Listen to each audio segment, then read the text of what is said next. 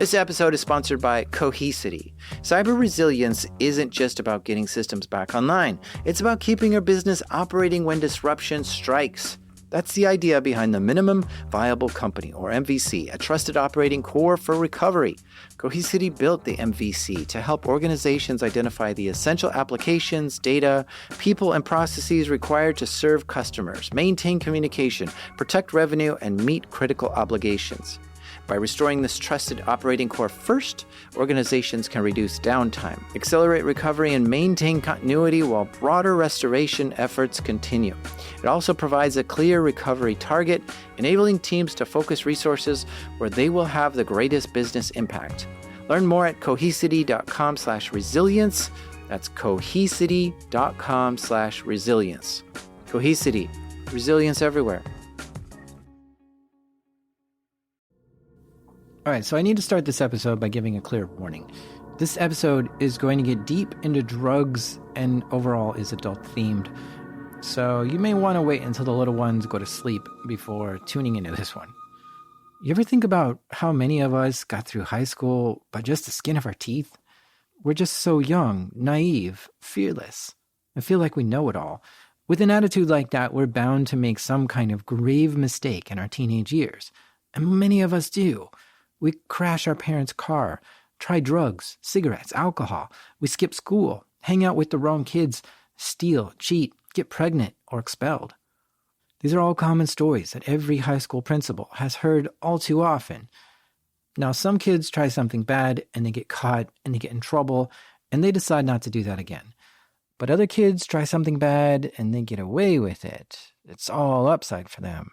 They don't experience any negative consequences.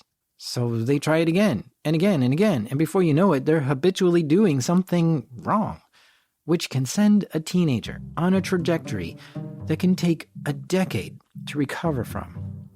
This is actually a story about the darknet. How about that? It's a story about how a darknet market drug dealer got started, rose to power, and how it all came crashing down. These are true stories from the dark side of the internet. I'm Jack Rhysider. This is Darknet Diaries.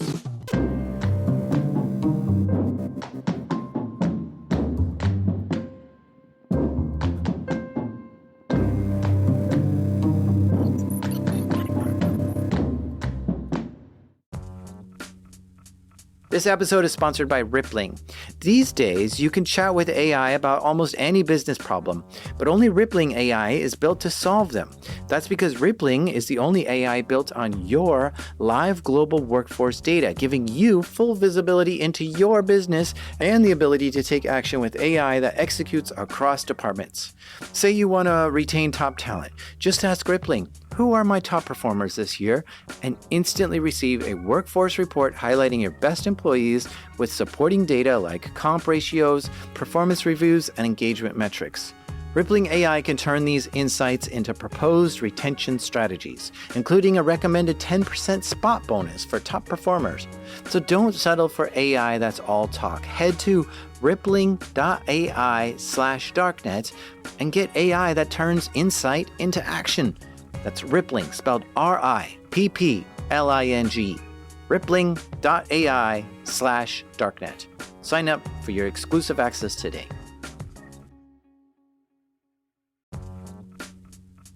This episode is brought to you by Black Hills Information Security, trusted by the cybersecurity community for nearly 20 years.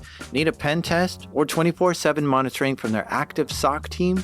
Or maybe you're ready for continuous pen testing to keep your systems battle ready. Black Hills InfoSec can take care of it all.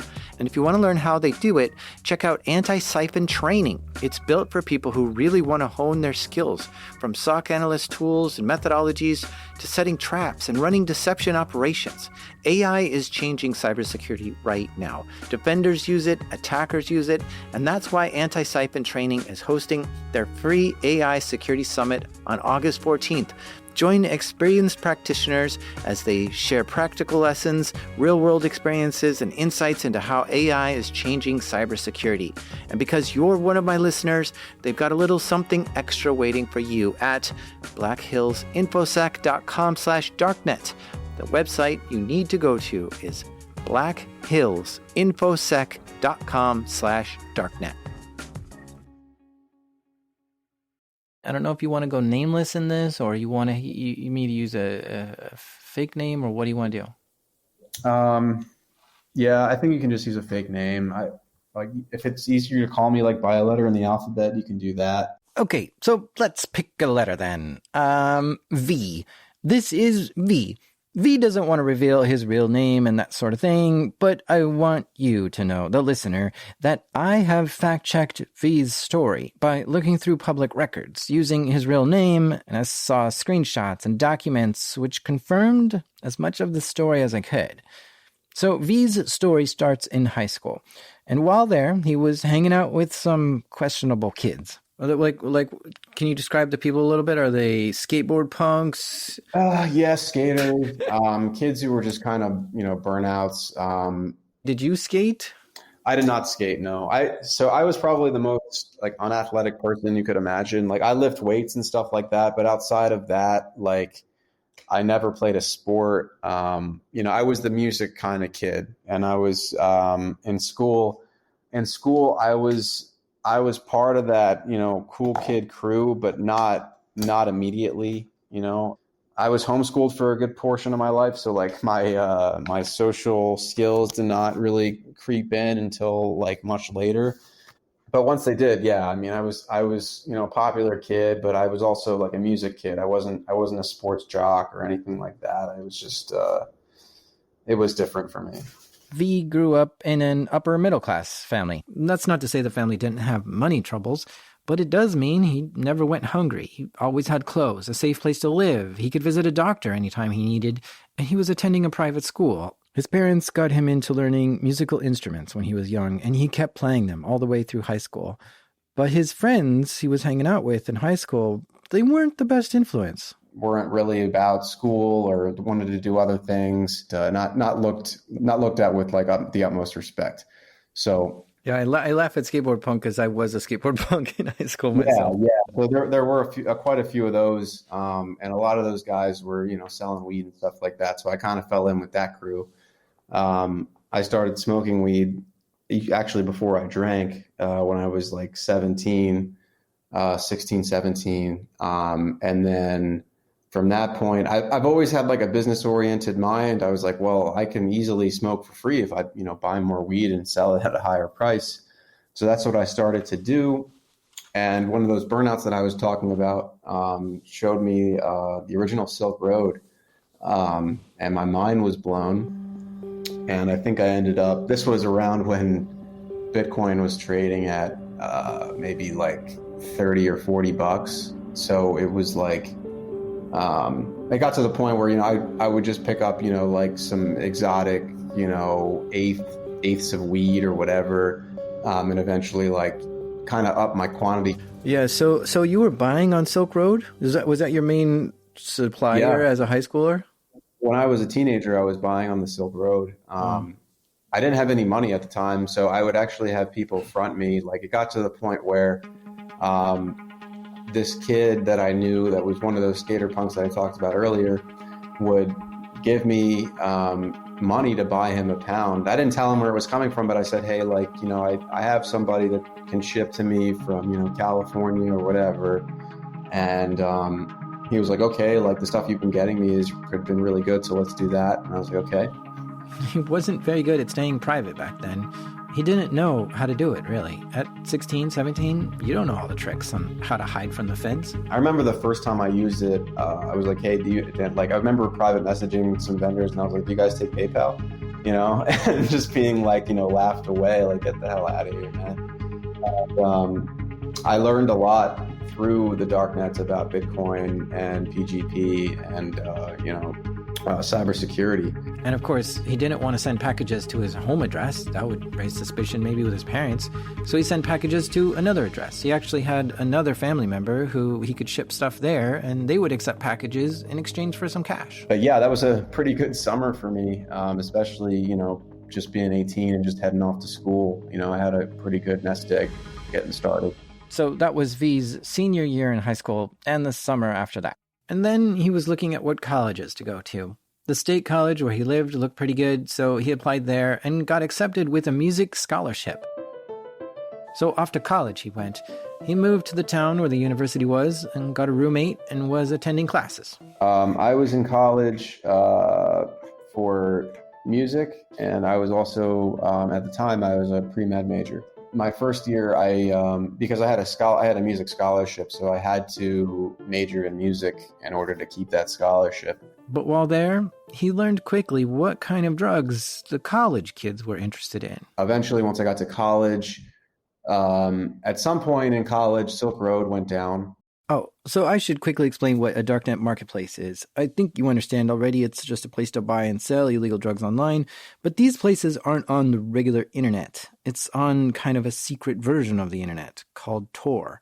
And what's so special about Tor is that protocol is anonymous by default. Once you connect to Tor, your IP address gets hidden, so nobody can track where you're connecting from.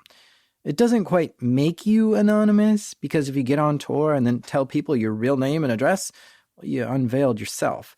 But it does help you stay anonymous if that's what you want to be. And online drug dealers typically want to be anonymous. But I should clarify something here.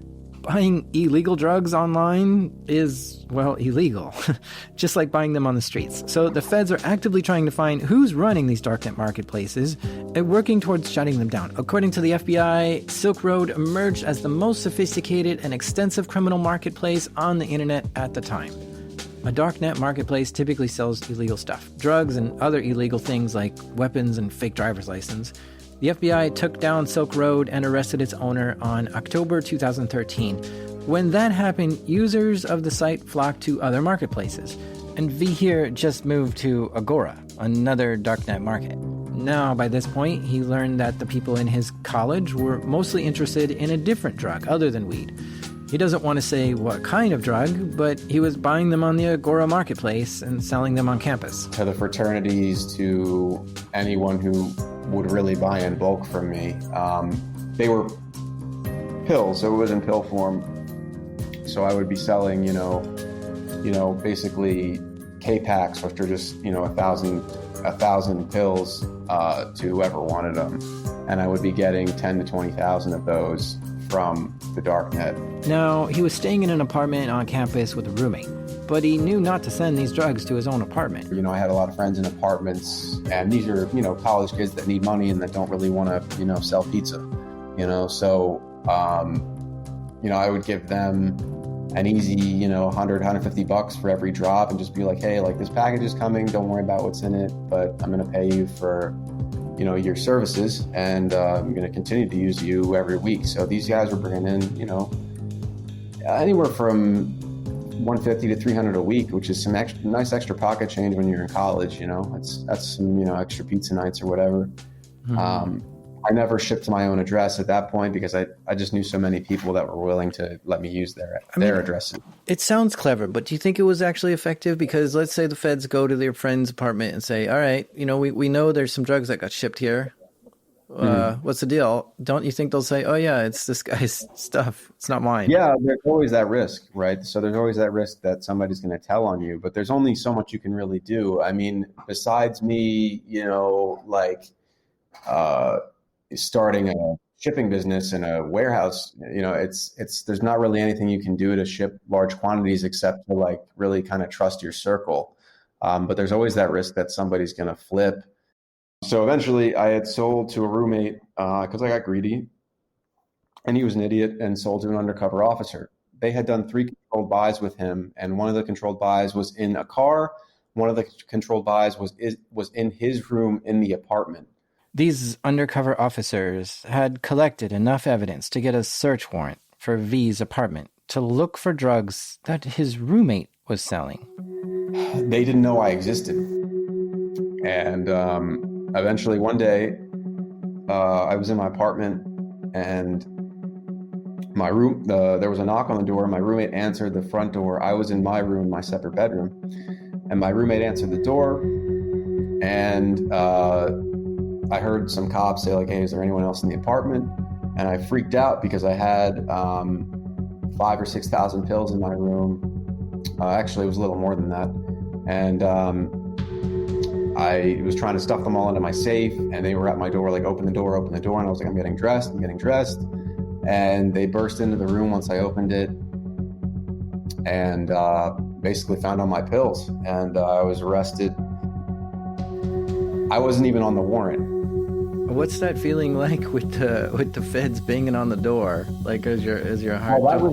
Those weren't feds. That was a state case. Yeah. But, that feeling was not good. That was, it's the same feeling every time.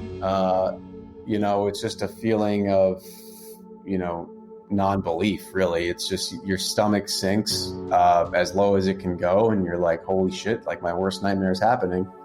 All his stuff got confiscated. He went down to the police station and got booked, but was able to make bail pretty quick.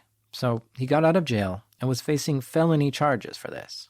Yeah, it was a felony possession with intent to distribute. And I didn't think the school would find out. My lawyer told me the school probably wouldn't find out. Turns out they did. So I was referred to the student conduct office, and they were like, hey, like, we're going to let you finish out your semester, but you're going to be suspended for the next year. I thought I was going to get kicked out, so that was really good news to me. So the next year I was spent laying around, not doing much. Now, at this point in the story, it could go in a lot of directions, right? And I'm always fascinated by why we choose what we choose to do. V here could wait another year and go back to school again and try to finish up his pre-med, or he could try switching schools so he doesn't have to wait at all. He could possibly get a good paying job and not worry about school at all anymore. He was 21 at this time, and he was still waiting for his sentence and everything from his arrest. And maybe you've been in a similar situation where when you're young, you tried real hard to accomplish something great, like pre-med school, but it just failed big time. And it took all the wind out of your sails. And you felt like, well, crap, now what do I do with my life? And on top of it all, he needed some cash to get by. So he had to figure out something quick. I was financially driven at that point because, like I said, I had already been charged. I was kind of pending a judgment on that case. And I was like, look, like I basically told myself, I'm expelled from school. I am not gonna be able to get a job. Like, I have a charge on my record that's pretty serious. I don't want to bag groceries for $10 an hour. So he decides to get back into drug dealing on the dark web. But this time, he wanted to be a vendor. Because he was buying drugs on darknet marketplaces and selling them locally, but now he wants to get drugs locally and sell them on the darknet markets. This way he only has to interact in person with the one supplier who he trusts and not a lot of individual buyers. I want to do this. I think it's the most, this is the way that I can mitigate risk the most while making like the most money. It was a no-brainer for me. Well, isn't the being arrested for this exact same thing supposed to deter you from this? And here it did the opposite. But it was deterring me. The only reason that I got caught in that situation was because I did an in-person sale. You know what I mean? If what I'm talking about is like, it's way easier for me to not get caught if I'm doing anonymous sales on the dark web. Like, no one's going to know who I am. I'm shipping out from a return address that doesn't exist, and it's not even me really doing the shipping. But yeah, the justice system is supposed to work in that, like, when you get arrested, like, you're supposed to be rehabilitated and like not do that again. But like I said, I hadn't really been punished yet. I had made bail and I was just kind of out and like doing my thing. So this is almost immediately after being arrested. Well, it was before your sentencing at least. So it was like within a few months. Yeah, but I was pending on that case for a long time because I actually, my lawyer had actually gotten the case thrown out, and then the state appealed and it was brought back, and there was a whole lot of back and forth. So that case was pending for more than actually 2 years. So it wasn't resolved for literally 2 years. So basically a year after that, after the initial arrest, like the idea formed in my head to start looking into this. So he's got the idea to be a vendor on these marketplaces. But the first thing he needs to do is find a supplier. This whole time he had kept in contact with his old buddies from high school who were selling weed back then.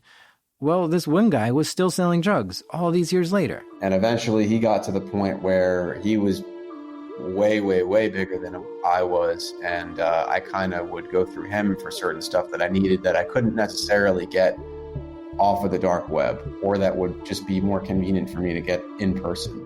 And eventually, like, his bread and butter became cocaine. He was getting cocaine from a big supplier who was a few hours away. I kind of knew at that point that there was a market for this stuff on the darknet, because the stuff that I had gotten, the cocaine that I had gotten off the darknet was kind of weak. It wasn't great. There was a lot of infighting between vendors at that time.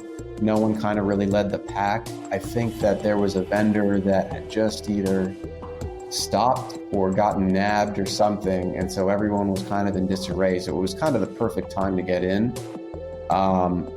And so that's what we did. I kind of was able to convince him and say, hey, look, you have a really great product here. I think we can have competitive pricing. I think we have the best quality, and let's rock and roll, man. Let's get this shit done. And he was, I convinced him, and we both got on board together and made it happen. V brings his friend into this, another guy he trusted and who also needed cash too. And the two of them got started working on this. Now, V lived in a different town from where the supplier guy was, but he was trying to find a place to stay nearby to do this business. He's like, are you living here this summer? And I was like, yeah, I'll move down here for the summer. He's like, all right, well, you're going to need a place for you and, you and my friend who was with me. I'll just call him Paul. But so me and Paul, he was looking around for an apartment for us, for me and Paul.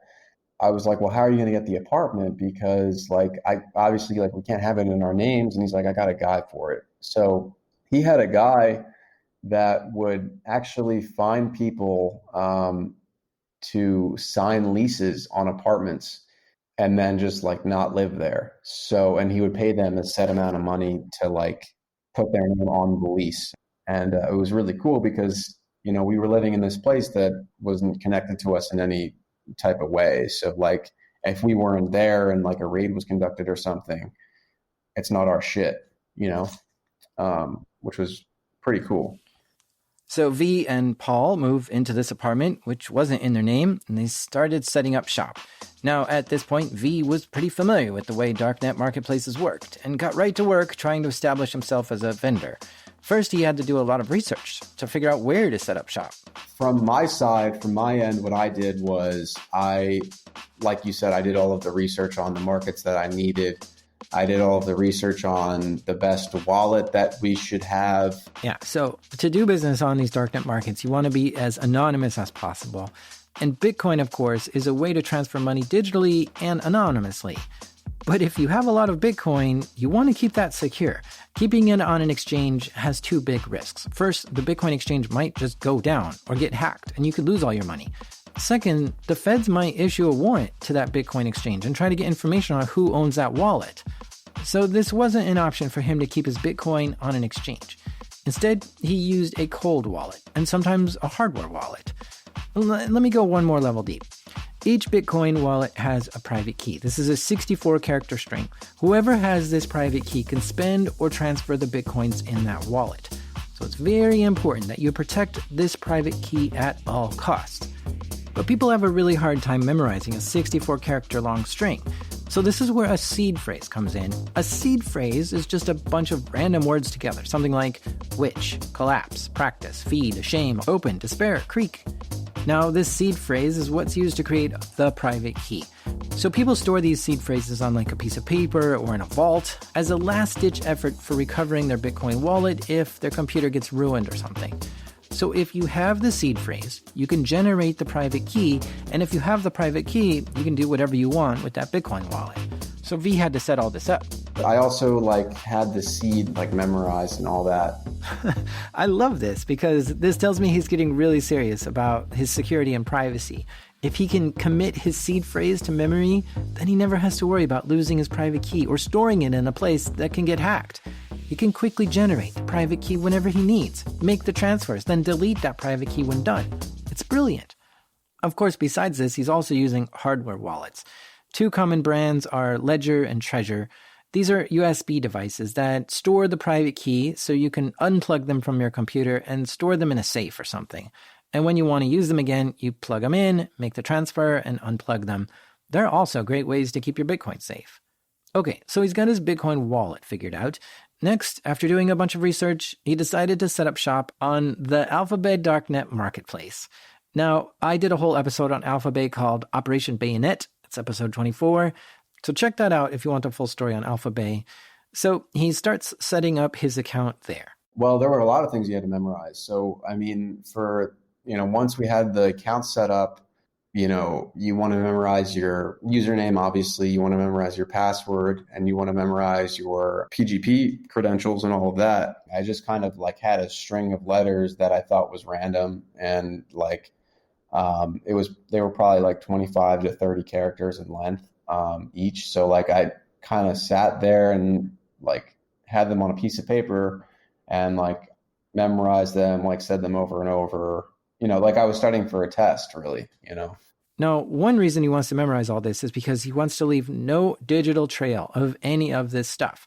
If some law enforcement officer grabs his computer, he didn't want to just have a page of passwords that were listing all the keys to the kingdom. He knew that if he kept all this stuff in his head only, it would never end up in the hands of someone he doesn't want seeing it. But there's a lot more stuff he had to do to stay anonymous. So I use Tails. Tails is great. I use it all the time too. Tails is a Linux operating system, but it's designed to completely forget about everything you did when it shuts off. So basically you power up Tails, which has a browser and automatically connects you to Tor, and you can do all your work on it, but when you shut it down, it wipes everything you did. There's no record or trail of anything. There's no browser cache, no password saved, no download saved, nothing. I installed it on a USB. And see, that's what's slick about it. You have Tails on a USB drive, and you plug it into your computer, boot to USB, and it boots up into Tails. And when Tails runs, it runs entirely in memory, in RAM. And remember, RAM doesn't save any data when the computer is shut down, so it just gets flushed out automatically. But now you're starting to see the other benefit to memorizing his passwords, Bitcoin phrase, and PGP keys, because every day when he boots up his computer, he's got to enter all this stuff in again. Okay, this is great, but now we need to set up connectivity to the internet. Surely, you don't want to use an ISP connection, which is registered to your real name.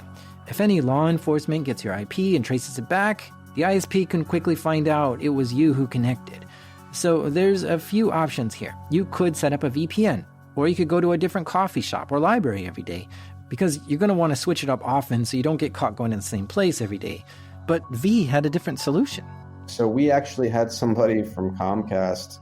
I guess he worked for them, but also had his own side thing going on. So we had routers in the apartment that were in other people's names and stuff. So we didn't really have to leave. Okay, that's cool. They got a clean, anonymous internet connection that can't be tracked back to them. Sounds great. I didn't use a VPN. From my understanding, I didn't see any significant benefit in using a VPN, and it just made all of my shit slower, so I didn't use it. I tried to find a definitive answer on that, and it was not, there was nothing that was definitive. Everyone was There's a debate about this. I'm not entirely sure myself. I would probably err on the side of caution and use a VPN and Tor, because a VPN encrypts the traffic while Tor anonymizes it, and they're two slightly different things. And if you connect to Tor, your ISP can detect that you did that. But that's about all they can figure out about you. They just know that you went to the darknet, not which website you went to, though. And using a VPN means your ISP no longer knows you went to Tor. But your VPN provider now knows you're on Tor, so it's just a matter of moving that line about who knows you went to Tor. Anyway, another big important part of starting the day was handling PGP. PGP stands for pretty good privacy, and it's a method for encrypting your communication. You can set up your chat messages on Alphabay to encrypt using PGP. So even if the Fed sees the servers, they couldn't read your messages because they're encrypted with PGP. Now, logging into Alphabay isn't just as simple as putting in your username and password. Username and password, but then you also have to decrypt a message using your PGP authentication. So they would send you, you upload your public key to Alphabay, I guess, and then they encrypt a message with your key, I guess, and then they're like, decrypt this message or something. And so every morning or every time I logged in, I would have to copy and paste this block, decrypt it. Now, Tails has tools to help you with this. First, he would need to generate his private PGP key every time he booted up Tails. And he would do this by entering his PGP passphrase into an app on Tails, which would then generate the private key. And remember, he's memorized his PGP passphrase just to make this part easier for him. Then he could copy the encrypted message into some kind of decryption app, and he could read the message and pass the challenge. Whew. All that just to log into his Alphabay account every day. That's a lot of work. And actually, he would probably do it more than once a day, because in order for him to erase all his digital tracks on his computer, all he needs to do is shut it down, and Tails erases everything. So if he was going out of his apartment for a while, he'd probably shut down his computer in case someone got into his apartment while he was gone. But this is what it takes to stay anonymous and secure.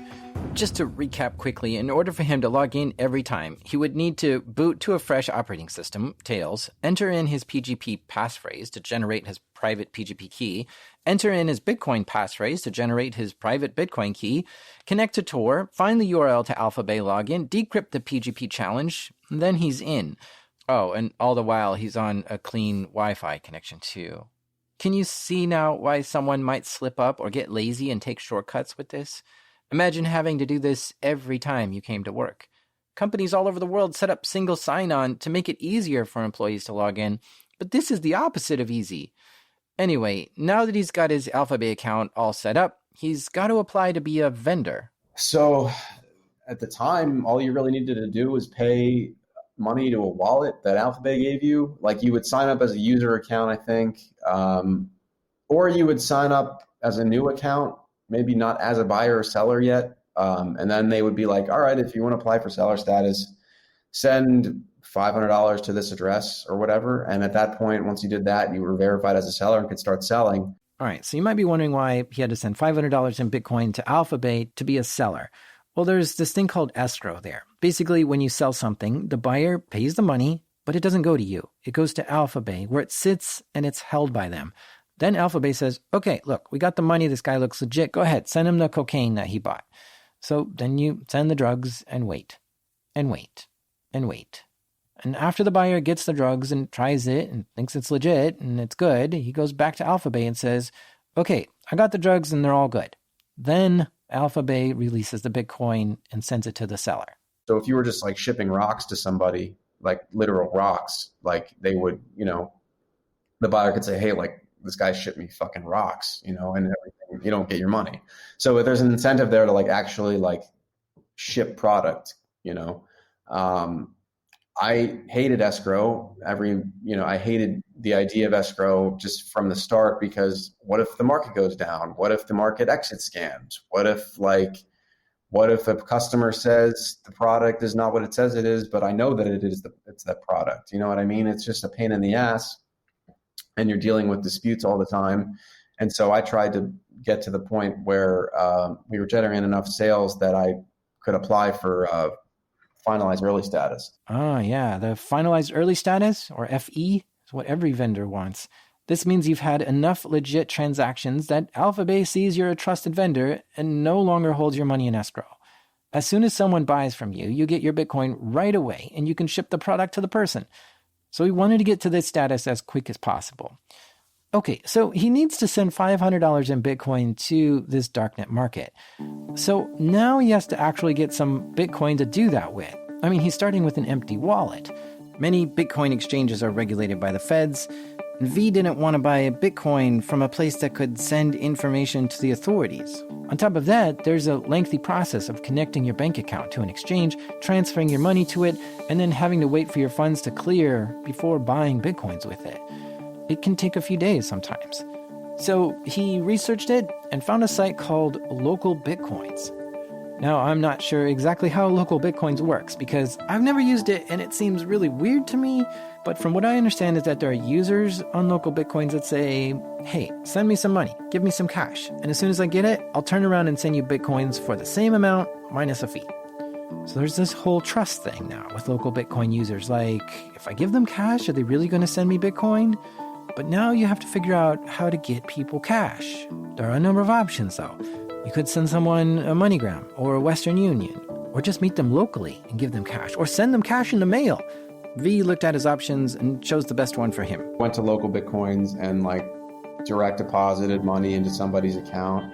When you go to a bank and direct deposit money like that, they don't ask for ID. So I just direct deposited it into the account that was listed and I got the Bitcoin immediately. Sent it to my wallet. I wasn't tumbling at the time, but I sent it to my wallet, and then I sent it from my wallet to the Alphabet wallet. There you go. He found a user on the site, deposited cash into their bank account, and got the Bitcoin immediately. Crazy, huh? This is a weird way to get Bitcoin because it circumvents the exchange, and you're dealing with just another person in the world who wants to sell their Bitcoin, which means it's off the radar of any audits and regulations or databases that you ever bought Bitcoin. It is an anonymous way to buy it. So now he's got all the things ready to start selling. This was a lot of work to get here. But like any new entrepreneur, getting traction with sales is hard. Stay with us, because after the break, we'll hear some pretty clever marketing tricks he used to get started. This episode is sponsored by Shopify. I know my job is to make a podcast, but I really love designing artwork for Darknet Diaries, and I take that artwork and I turn it into t-shirts. And I love selling those too, but you guys wouldn't be able to get them if Shopify didn't make it so easy to have a shop online. Because first of all, Shopify has a bunch of templates to help you quickly set up a website that you love. No coding required. It's amazing seeing your merch on a professional-looking site for the first time. And then after you've set up your site with Shopify, you get to take advantage of Shopify checkout. Customers get to check out quickly and easily, and you get to hear. All you need is the idea. Shopify handles the rest. If you're serious about hearing your first, start your free trial at shopify.com/darknet today. You heard that right. Start your free trial today at shopify.com/darknet. That's shopify.com/darknet. Okay, so imagine you're the new guy at a darknet marketplace. You're posting that you've got cocaine for sale, but literally nobody knows who you are. You have 0 sales, 0 reviews. Who's going to buy from you? No one. It was difficult to get off the ground. There was a forum that I went to a lot, where I'm not going to name the actual forum, but it's a forum where buyers from the darknet kind of congregate, and it's kind of like a group for connoisseurs, sort of. They want the best product. So there's threads for cocaine, there's threads for weed, there's threads for pills, there's threads for acid, etc. Like who has the best whatever. And people post reviews there. And also vendors post, sales there and advertisements. So I was I was green. So I started posting there like, hey, I'm willing to send out free samples to people, blah, blah, blah. And when you send out a free sample or when you offer free samples, anyone and their mother's going to come because it's free, right? So there was a bunch of people. I think it was a free sample in exchange for a review on this particular forum, and this particular thread, in the cocaine thread. And so I sent out a bunch of samples. Eventually, the packs landed. They got their product, whatever, and a few reviews started to roll in. I posted some listings. I think the first sale probably came, the first actual sale where we had sold like our first gram of cocaine on the darknet came about 2 weeks after the vendor account was formed, after all of the free samples went out, and after 3 or 4 like pretty positive reviews came out. At that time, also Reddit's like darknet market subreddit was still up. So people were posting reviews there. So we got a lot of exposure pretty early just due to like my free samples and like the advertisements I was doing just like all of the time. And once those free samples landed, that was when I got my first sale, was 2 weeks after that. And from there, it just grew. The next day we probably had 2 or 3 that we had to send out. And within a month or two, we went to 10 at the end of the month. This was the start of his online darknet marketplace selling spree. Every day, he would repeat the same process of wake up, go through the 50 steps to log into Alphabet, check his orders, print out the labels of where things were going, and then get the drugs from his supplier, package them up, and ship them out. And I don't think he put a valid return address on the product, because if it got lost in the mail, oh well, he didn't want it coming back to him, that's for sure. So he took great care to try to make the package look as normal as possible so it wouldn't look suspicious to anyone along the way.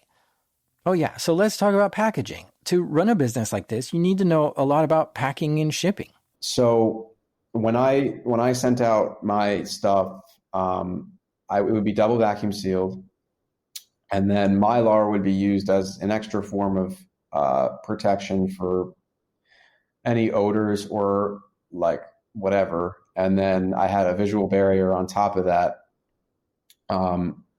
I was just told always that Mylar is expected and wanted by the buyers. So I just did whatever was like the best that the buyers considered the best OPSEC.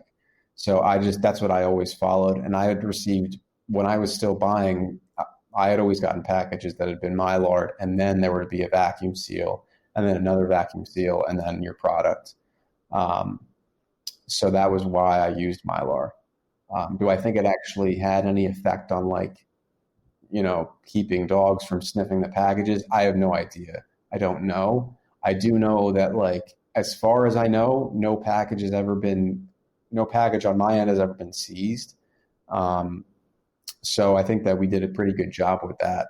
Okay, so he's getting orders coming in, he's shipping drugs to people, but he still had to wait for people to come back to Alphabet and click that they got the order and it was good in order for him to get paid. A lot of people don't, and that's the problem. So you have an auto finalize on pretty much every market. You can auto finalizes your order if you don't report a problem with it, but it doesn't auto finalize your order for 2 weeks.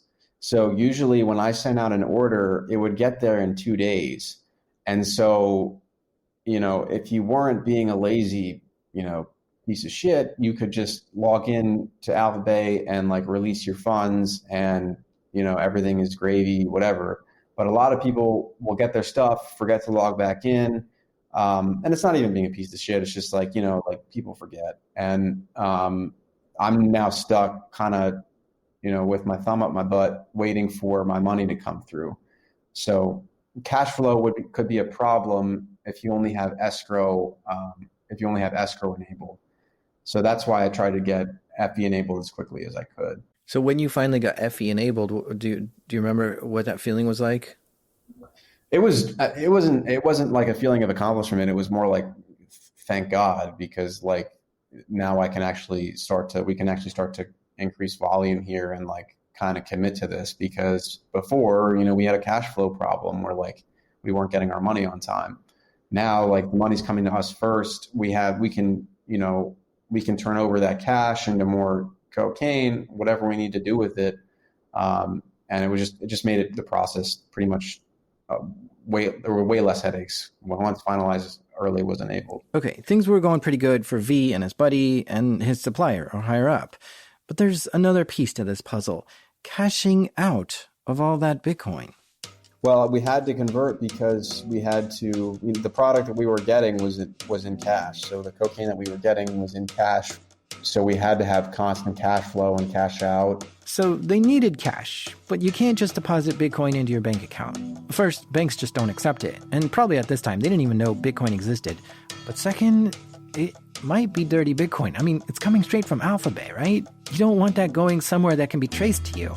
So once again, he goes to local Bitcoins. So once we started selling, I had set up a local Bitcoins account for cash and mail. So basically, with local Bitcoins, you have different options to pay. And at that time, cash and mail was an option. I'm not sure if it still is, but cash and mail was an option. PayPal was an option. Direct deposit was an option. You had Venmo, you had Zelle. And I set up basically cash and mail, and that was it. And I had a really low rate. Okay, you get it, right? This is the opposite of how he bought Bitcoins. But now what he set up is when people send him cash in the mail, as soon as he gets it, he would log into his Bitcoin wallet and transfer the Bitcoin to the person who just bought it. But let's talk about fees. When he was selling Bitcoins to people, he was charging a small fee to make the trade. This was typical for people making trades here. But he was charging a very low fee sometimes, even below market value, because he just wanted the cash, not to profit from this trade. Eventually, though, I got disgruntled with that because I got a little paranoid. I was dealing with too many people, and I had to give addresses and stuff like that. And I found a trader who I was doing cash and mail with them, and I had a burner address that I would send the money to and stuff, and they were very consistent. And eventually, I messaged them, and I saw where their return address was, and the return address happened to be within an hour of me, where I was. And I was like, hey, is there any way we could do something in person? I know that you probably want your identity secure and everything like that, and I want mine secure too, but I have a pretty large volume of Bitcoin, and I need to move it weekly, blah, blah, blah. The trader wasn't interested in a physical meetup. That's just too risky. But he kept using them to do cash and mail trades. We're talking $10,000 and $20,000 trades here. Yeah, imagine $20,000 in cash coming through the mail, and then he would turn around and send the Bitcoin for that. Or maybe he'd send the Bitcoin first and get the cash second. Either way, it sounds risky to me, which is why he got fed up with the process. He did this a few more times with this particular trader, and then asked them again, look, is there any way we can just meet up in person and do this trade? And they finally said yes. They picked a spot about halfway between each other to do the meet and trade. It was at a public place, a grocery store, where the tables are, where you can eat. The plan was they would meet, he would pull out his computer or phone, transfer the Bitcoin, and then they would hand him the cash once it cleared. And for this particular trade, we're talking a $30,000 transaction. And once the transfer was complete, they would both part ways. So he arrives at the grocery store. They message him saying what table they're at, and he goes up to the person sitting at the table, and it's not who he expected. But this was completely shocking. It was a woman.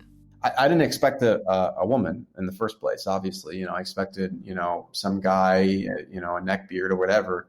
I'm going to be honest, man. She was a pretty attractive woman in her maybe 30s and, had kids and stuff. And I guess she had a husband, but she was a pretty good looking woman, drove a Mercedes, would never think that she knows anything about Bitcoin or the darknet or anything like that. Just looks like a well-to-do person from the state I was in. You know what I mean? You would never think twice.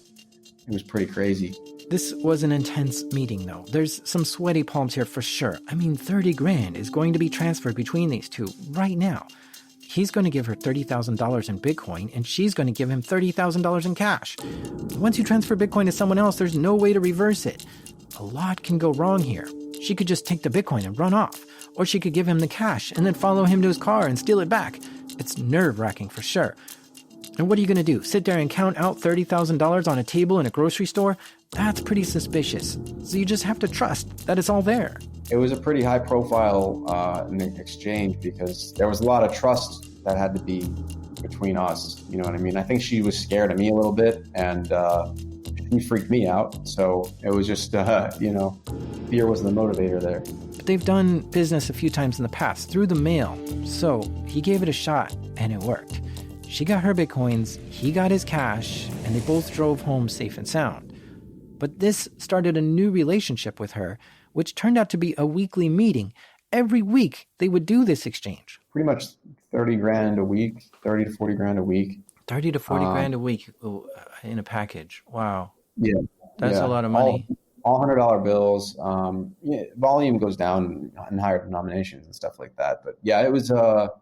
Where do you think she was getting tons of cash over and over and over? Who comes up with 30 grand a week to give out? Well, what she would do is like, I would sell to her at a rate that was below market. So she's basically getting Bitcoin.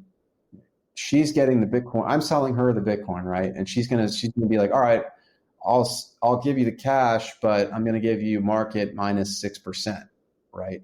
And then so what she does is now she'll go back onto local Bitcoins and sell that same Bitcoin that I just gave her, that I just sent her to her wallet for 6% over market. So now she's making 12% on, the 40 Bitcoin that I gave her.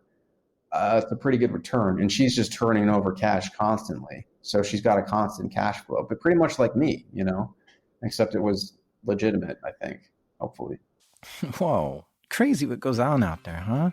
I never knew these kinds of meets and exchanges are taking place out there. But there you go. Oh, and V gave me her screen name, and I looked her up. She has an interesting reputation, actually. Her name actually appeared in the Silk Road court records. She was apparently a vendor there and got busted, so she switched to being a Bitcoin exchanger, which apparently was going well, but it's kind of confusing that she was part of the whole Silk Road roll-up, but still actively doing this kind of stuff. I'm not sure what happened with her, but it was clear to him that she'd been doing this for a long time. Now somebody's seen your face that, you're bringing somebody new in and you don't really know who they are. But it was necessary. And sometimes, yes, OPSEC is very important. And could I have sent somebody out there to handle the money or whatever? I tried it before and it didn't go well. And so some things you have to handle yourself, and you kind of have to put faith wherever you put faith, and hope that it goes okay. There's times where you kind of have to expose yourself. At least in my instance, I don't know, there's people smarter than me that, have successfully either laundered their Bitcoin or got it into cash some other way. But for me, that was the easiest way for me, and I felt the most secure way at the time. So now things are really churning. He's got the FE status on Alpha Bay, and he actually opened up as a vendor on Dream Market 2 at this point, and he's got a great supplier of cocaine, he's got a fair amount of orders coming in, and he's got this Bitcoin exchanger delivering cash. Now, even though he's getting 30 grand a week from all this, he wasn't able to keep all that. So there was overhead. So we had to pay the shippers, we had to pay my buddy, I had to pay my higher up a percentage. My pocket, maybe, honestly, probably only 3 or 4 grand a week. That was for the first few months. By the time this thing really kicked up, he was pulling in more like $10,000 a week. And so with that amount of cash, he decided to buy a car. I mean, we had a dealership that, my higher up had a dealership. He knew everybody in the city we were in, and he knew all the people there, and they were into some stuff that was not so clean. So he bought a BMW at this place? I was able to get a Beamer through them, but most of the money that I kept, and I had better weeks than that, I had worse weeks than that. Most of the money, you can't really put this in there, but most of the money, I didn't really spend anything. It was just, it kind of just went into my pocket and stayed there. I paid rent and everything, but that was pretty much it. And I bought a car. That was it. Now, while he was busy with his business, he would occasionally visit his parents. But I was still only about an hour and a half from my parents. So I would come home and, I'd be like, they would be like, what are you up to? Because they knew that I was living, in another city, and they were like, well, what are you doing? And I was like, well, I started trading Bitcoin, and this was after the bubble. He's talking about the Bitcoin bubble in November of 2013. This is where Bitcoin rose all the way to $1,000 per Bitcoin. But for the next 2 years after that, it kind of went down to hover between $200 and $500 per coin. And this was the time when he was doing all this. Oh, and keep in mind, he's still just 22 years old at this point. So Bitcoin was kind of like a household name at that point. And I was like, yeah, like I'm trading Bitcoin on local Bitcoins or whatever. And I'm making a 7%. I'm making a 7% profit on every trade that I make or whatever. But I was like, I have all that stuff that I need. And they were like, okay. At first, they were like, okay. Eventually, my mom kind of caught on because she's smart. I had come home one time with a new BMW, and my mom was pretty much like, "Hey, let's go to dinner. Let's go to a popular city, and let's go have some dinner somewhere." And I was like, "Okay." She sits me down. We get a bottle of wine, and then like another bottle of wine. And my mom doesn't drink. Like I've never really like sat down and like drank with my mom or gotten drunk with my mother, where she's not like that. She's not that type of person.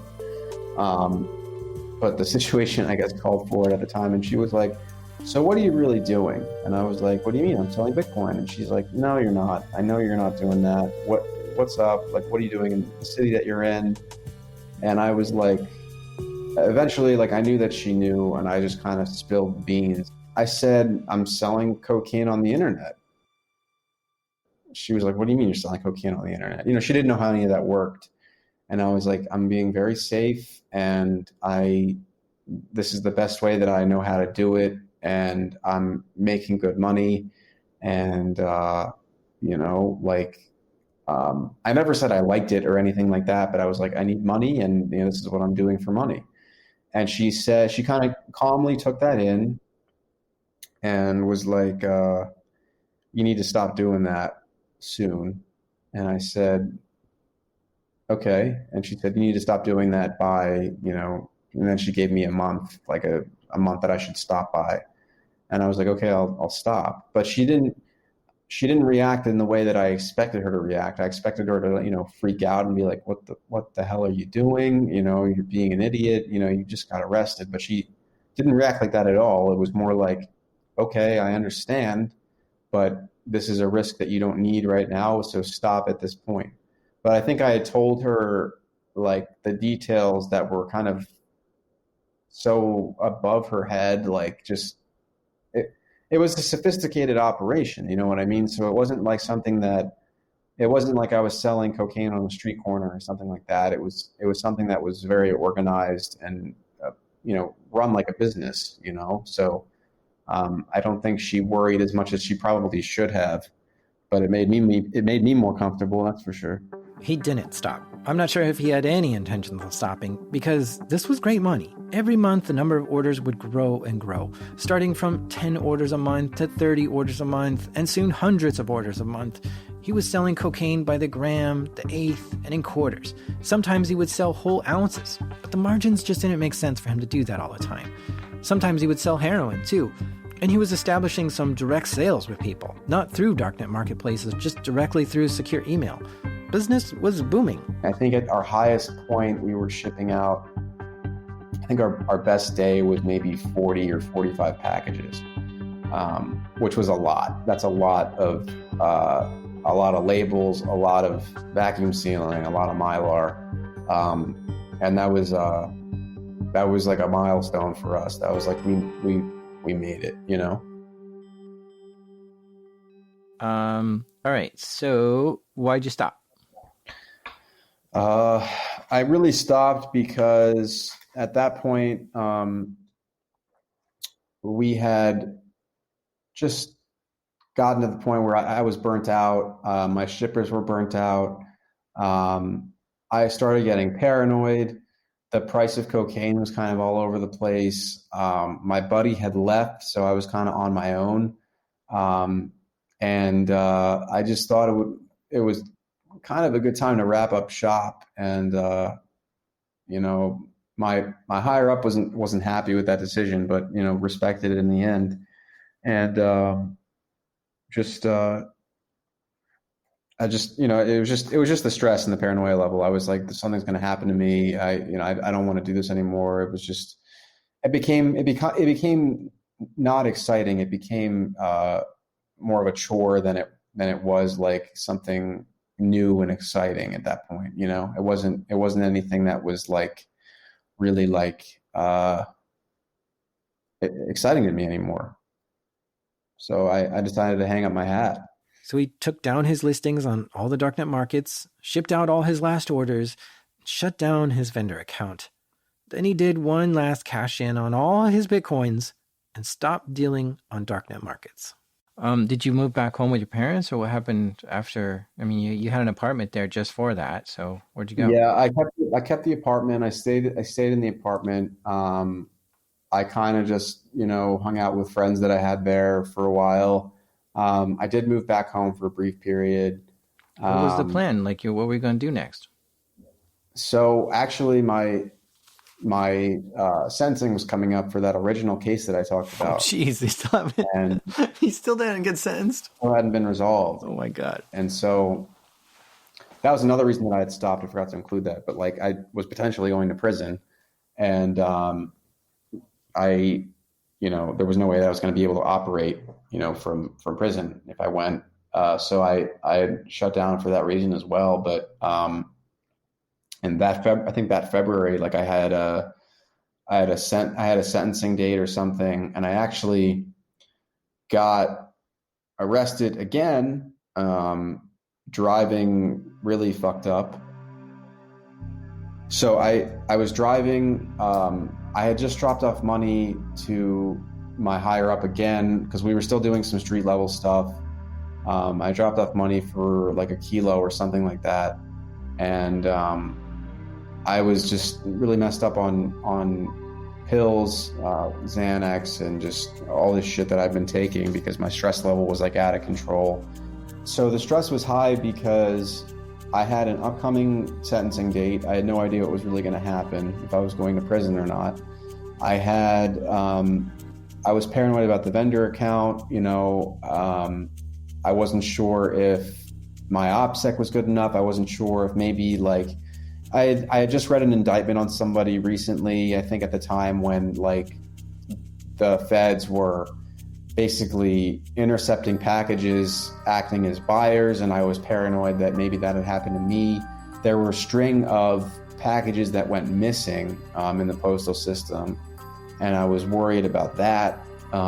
So just all of that combined with just overall anxiety, it was just a lot. And I was, to combat that, I took a large volume of depressants and like similar to Xanax and, Percocets and Oxys and all of that.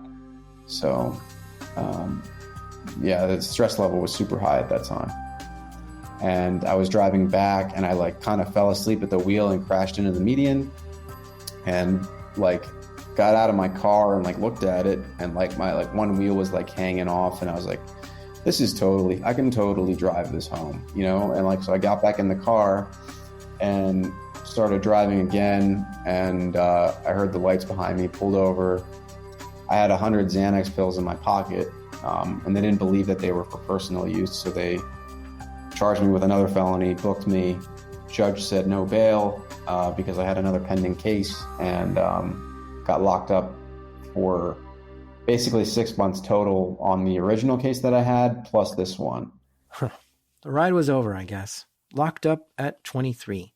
In total, he spent a year as a darknet marketplace vendor. What's ironic here is that the police had no idea he was a former vendor. He was locked up for his previous charge of selling drugs in college and driving while intoxicated. His OPSEC apparently was good enough to not get caught for all the stuff he did. Selling cocaine, either online or in the streets, is a major crime in the U.S. I got out of county. I went to county prison. I got out of county prison and immediately, voluntarily, I flew out west to a rehab center. I was still on probation, and as a condition of that probation, I had to fly back every 45 days to check in with my probation officer. It was very stupid, but that was one of the conditions. So every 45 days, I would fly back from the rehab center I was at and check in with her, come back to the state I was in, and continue, rehab treatment. So this has gone fine. Like the 2 times I'd done it already. My 3rd time, I fly back home. I get in late night, and in the morning, my mother drives me to the probation office in the state that I have probation in. She parks the car, I get out, I go inside, and the probation officer is like, hey, we're gonna go down this hallway, actually. And I said, okay, because her room is right, right there on the right. So I was like, this is weird. Like, I wonder what's going on.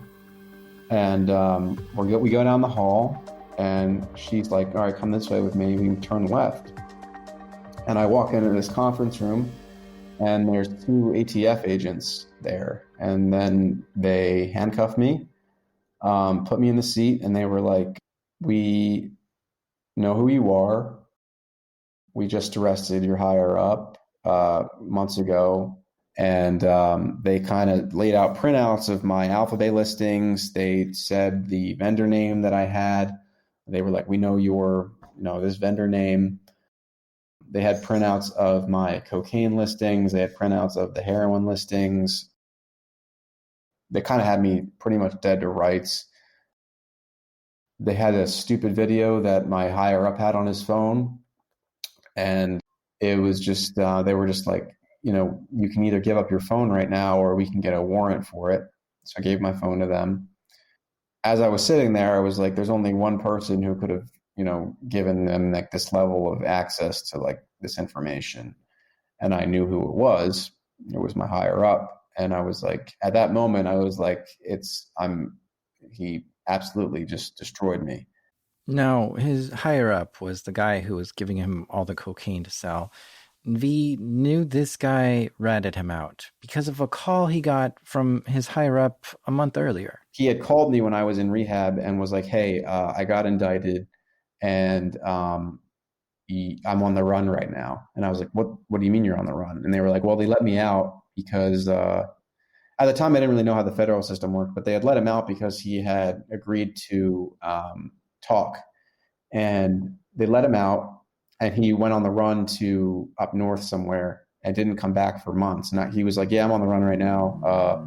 Be careful. Like, they have my phone. I don't really know what's on it. And I was like, holy shit, man. Like, why are you calling? I hung up the phone and I messaged him on a messaging app. And I was like, why would you call me? Like, this is so fucked up. Like, I'm scared. Like, you know what I mean? And at that point, in the back of my mind, I kind of knew I was fucked, because it was just not a good situation. And so they had told me when I was back in this conference room, they're like, we have your higher up. They don't specifically say like he gave information that led to you, because they won't say that, but you could kind of put the pieces together. So I decided to cooperate with the government. And because they were looking for a lot of information related to him, because he had a lot of street stuff going on, and I decided to cooperate with them and give them what I knew.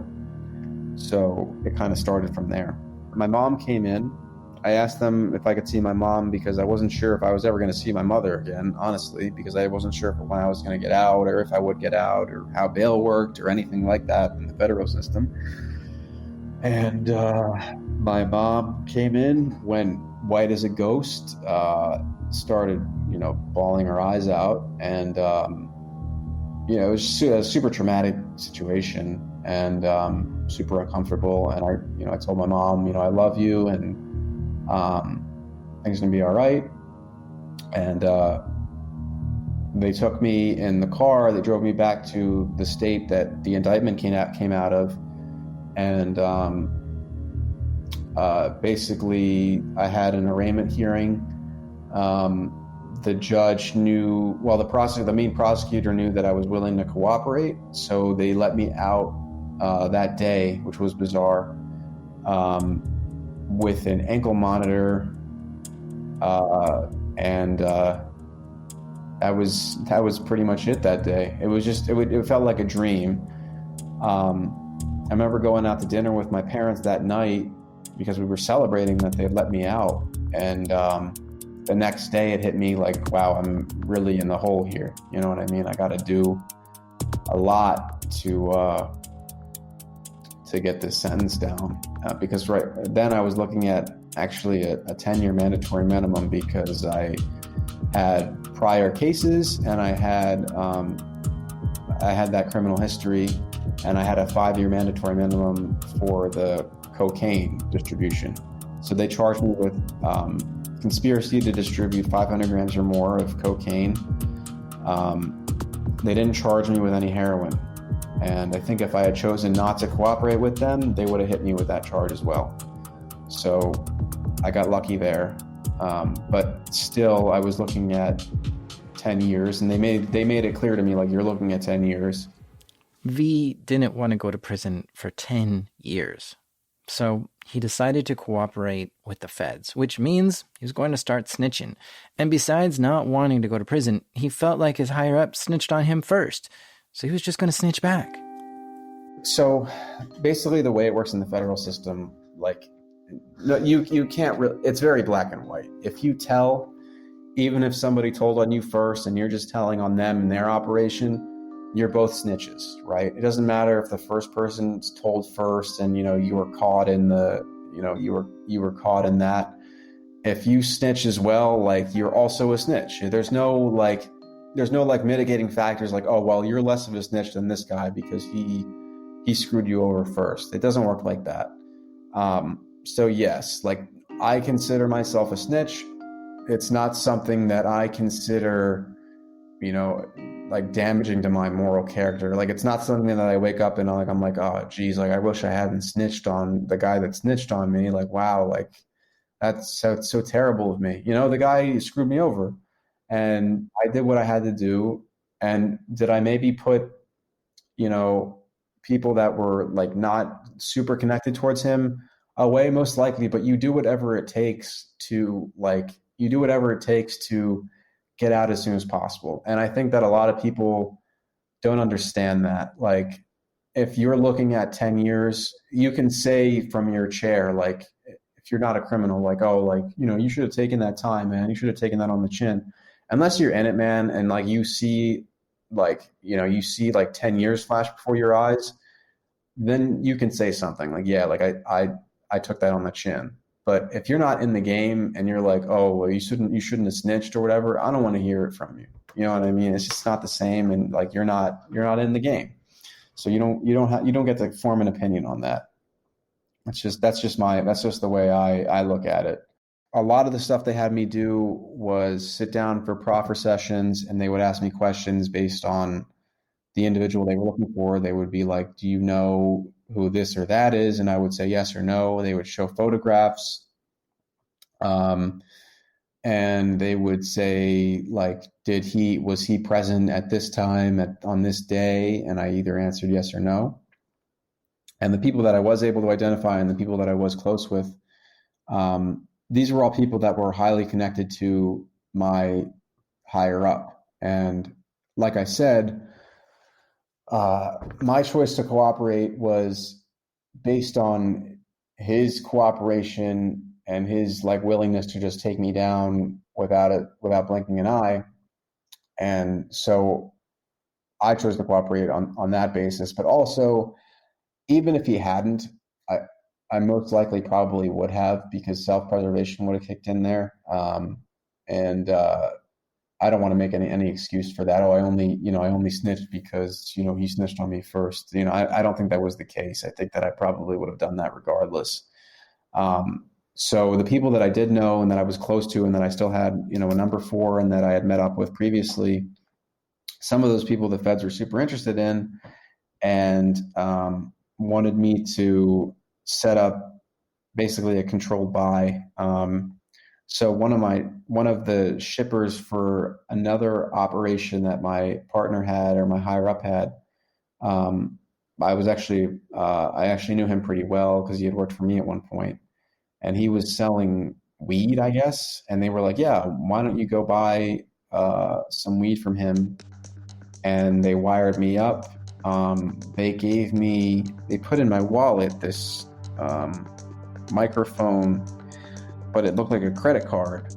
And so it was like a credit card that goes in your wallet, but it has 3 little dots on it, and it's super clear audio. And I went in there and I was like, hey, what's up, man? Everything was cool. And I, bought weed from him, and I brought it out, and they log everything, every purchase that they make, because they give you cash to buy the drugs with. But that's all coming out of the budget and stuff like that. So it was just a super, like, I felt like I was in almost like just a weird movie. You know what I mean? It was just like I had these guys picking me up at my house and like taking me to do these either like sit downs where I was wired up, or like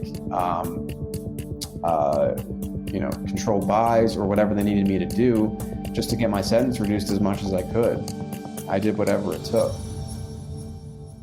Now, while the feds told him he's looking at a minimum of 10 years in prison, I think that probably wasn't true. He probably would have got something like 5 years. But that's just a strategy that the feds used to try to get you to cooperate.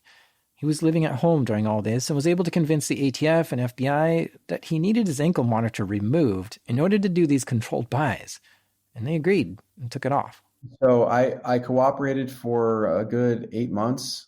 Now, I was able to look up his criminal record online in public databases, and it's interesting because a lot of his court records are sealed, meaning they're not visible to the public. And I always had a hunch that the reason why they seal court records is because the person has flipped and is working for the feds, and they don't want anyone to know this guy is actively snitching. Anyway, eventually the feds got enough information on him and brought him before the judge for the sentencing.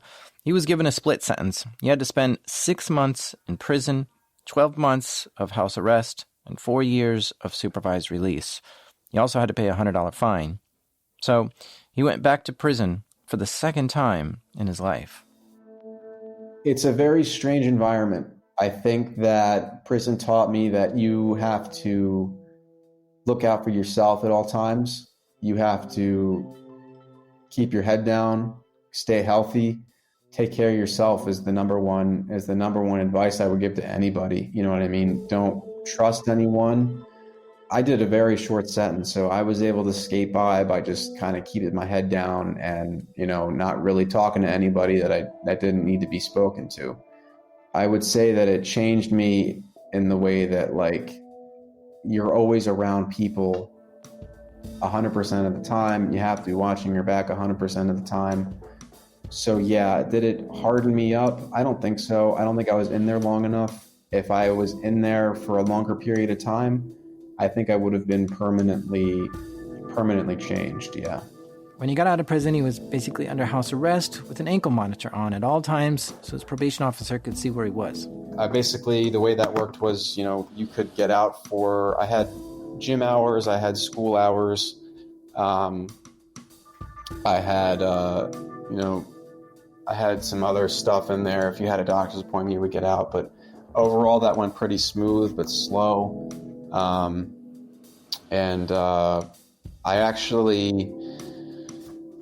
actually got off early. I wasn't supposed to get off the ankle monitor for a couple more months, and I got off of it because of Corona. And my probation officer actually called me and was like, hey, just a random day. He was like, hey, I'm taking you off the ankle monitor. And I asked him why. And he's like, do you want me to keep it on? And I was like, no.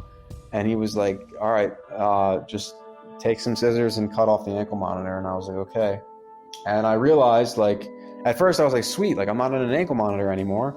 And then I realized, like, I still couldn't go anywhere because it was Corona and everything was shut down. So the same rules kind of applied. It was actually almost even worse because school moved, virtual and all that. So I've been in the house a lot more than I was when I was on the ankle monitor. I guess if you ever want to know what it's like having probation or house arrest, this year has taught us what that's like. Everything was shut down this whole year, and we couldn't go out or do anything. I guess that makes it an easier year to serve probation through, though, huh? So actually on probation for a couple more years, but I'm not going to be on for as long as I thought I was going to be on for. So yeah, in the next couple of years I'll be off, but I'm still on probation, so I still talk to a PO and everything. But the hardest part is definitely behind me. I do what I try my best to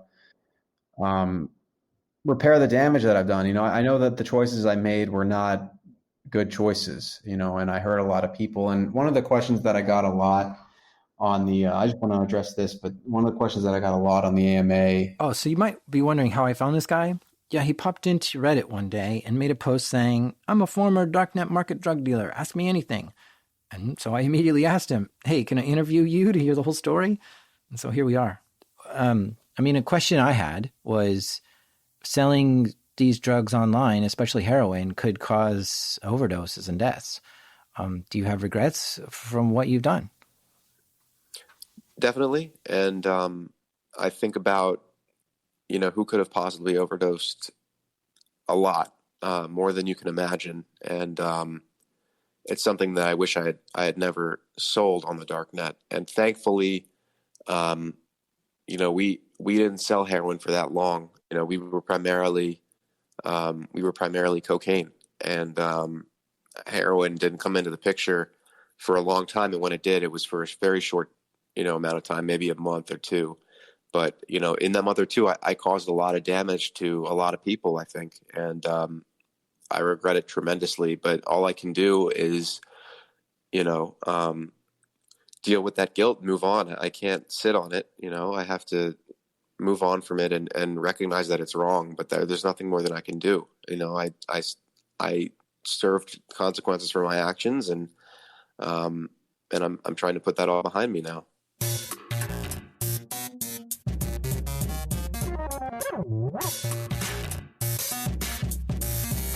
A big thank you to V for sharing the story with us. If you're interested in contacting V, his email address is in the show notes or at darknetdiaries.com. I call this show Darknet Diaries not because it's focused on the darknet, but because I like to think of the darknet as all this secret, hidden, dark stuff that happens online. Stuff that we're not supposed to ever see or know about. So that's why I don't just cover stories about the darknet. But hey, this is actually the third episode I've done about darknet markets. And if you want to hear more about them, check out episode 24 called Operation Bayonet, which is about the Alpha Bay darknet marketplace. And then check out episode 58 called Oxy Monster, which is about another vendor. The other day, someone told me they were listening to the show while going for a run, but they got so sucked into it that they ended up running farther than Forrest Gump did. If you love this show that much, consider donating to it to help keep the Wi-Fi on. Visit patreon.com/darknetdiaries to give your financial support. Oh, and as a thank you, you'll get bonus episodes and an ad-free feed. This show is made by me, the guy who's always on dark mode, Jack Reesider. Sound design and some original music was created by Andrew Merriweather, who loves staring at dry paint. Editing help this episode by the Market Manipulator, Damien, and our theme music is by the botnet known as Breakmaster Cylinder. And even though I upgraded the RAM on my computer just so I could run Slack better, this is Darknet Diaries.